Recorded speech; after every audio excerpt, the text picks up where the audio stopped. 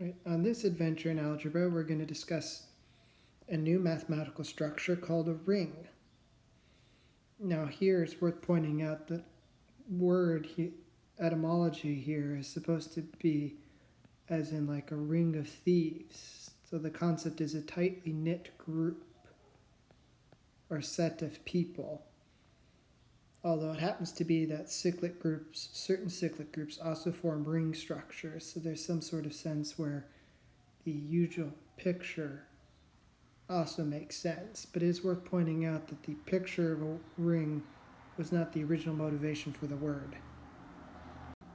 So this is going to be a mathematical structure and not some sort of circle. Or I should say it more carefully, this is going to be an algebraic structure and not a geometric one. So what is a ring? It's a set with two binary operations. So we've now graduated. We now get two operations to work with instead of one. One of the operations is going to be called multiplication. The other one's going to be called addition. The first axiom we require is that when you look at addition with the set, you're going to get an abelian group. Recall that means, of course, that addition is associative.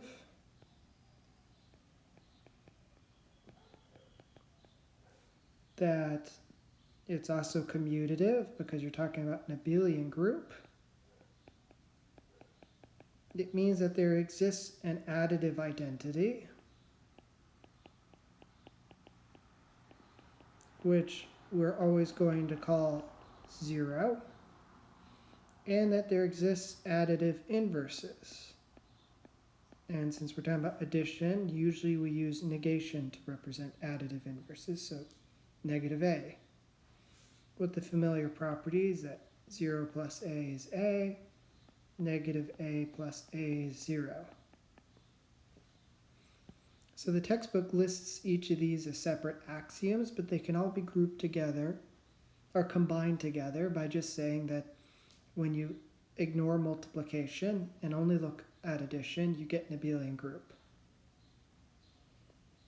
So what makes it into a ring? Well, you need axioms for the multiplication, and one of those axioms is that multiplication is associative. So when you multiply three things in order, it doesn't matter where you put the parentheses, you get the same result. Of course, the main axiom for a ring that I'd like to pay the most attention to is the axiom that shows how multiplication and addition are related. And that axiom is that multiplication distributes over addition. So you have the distributive property. A times B plus C is equal to AB plus AC. And similarly, A plus B times C is equal to AC plus BC. And you might be wondering why I wrote these separately. Well, we are not assuming multiplication is commutative. So these are in fact separate properties. And later I will show an example where one of these properties holds but not the other. So it is not a ring. Now, of course, there is another concept called a commutative ring, which is a ring where you require the multiplication to also be commutative. So, of course, one might wonder, well, this is a vague choice of adjective to apply to the noun ring because there's two binary operations. So a priori, it shouldn't be obvious which operation you're requiring to be commutative, but since the definition of a ring already requires addition to be commutative in the first place, it's quite clear that this adjective must be referring to the multiplication. And so then you're just adding the extra requirement. And you'll notice on this version, I deleted one of the distributive laws because you can check that by commutativity, you can replace B plus A times C with C times B plus A. By distributive law 1 right here, C distributes over the addition. By commutativity, I can rewrite both terms so that the C is on the right. And what do I have? I have that multiplication on the right by C distributes over addition. And so when multiplication is commutative, proving one distributive law already implies the other. Which is why when I prove something is a commutative ring, I always prove commutativity first, because it lessens the amount of work you have to show. So the first example of rings, that the integers form a ring under addition and multiplication, as do the rational numbers, as do the real numbers. The next example from the textbook is integers mod n form a ring, where you add two congruence classes by adding any two representatives. And you multiply by multiplying to any representatives. If you remember correctly, we showed that both these operations were well defined and associative. And if you go back to the chapter 2 and check, that also showed distributive property. So, in fact, it was a ring. A more exotic example might be c square root 2.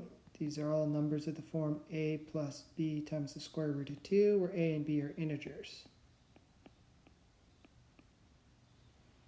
Sounds a little more complicated, and when we talk about subrings, I'll come back to it, because we'll prove it's a ring by showing it's a subring instead. But this is the type of ring that comes up in the origins of the subject. Originally, the interest was studying polynomial equations and looking for integer solutions. And at some point in research, people started saying, well, maybe it's a good idea to look for solutions of this form. And they started studying a notion of algebraic integer. And eventually, they needed the foundation of rings to make it work. And of course, as always, it's good to have some non-examples, although we won't study these further. Three-dimensional space has an abelian group structure called vector addition. In Calc 3, they discuss something called the cross product of two vectors. You can actually show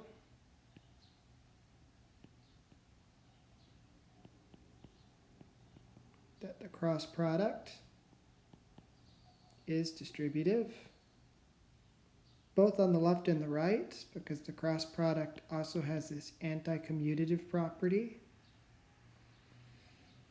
However, there are examples to show that the cross product is not associative. So it's not a ring.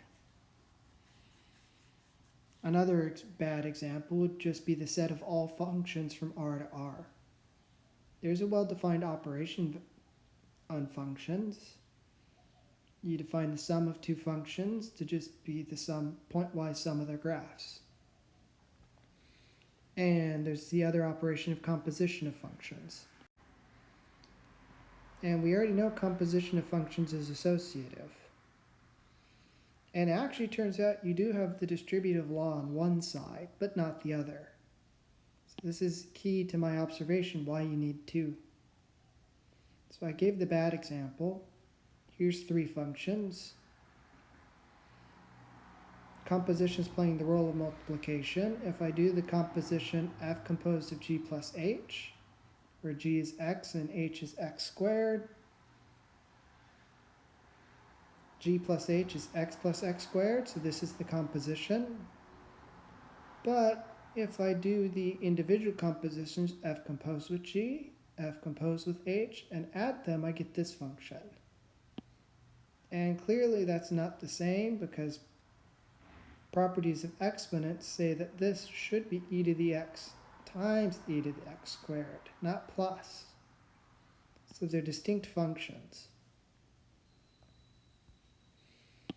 But yes, it is in fact true in general that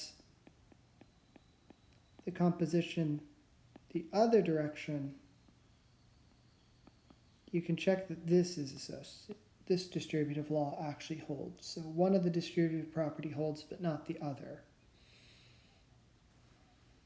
There's actually a whole research area in mathematics called near rings, where you no longer require addition to be commutative, and you only require the distributive law on one side, so this would be a near ring.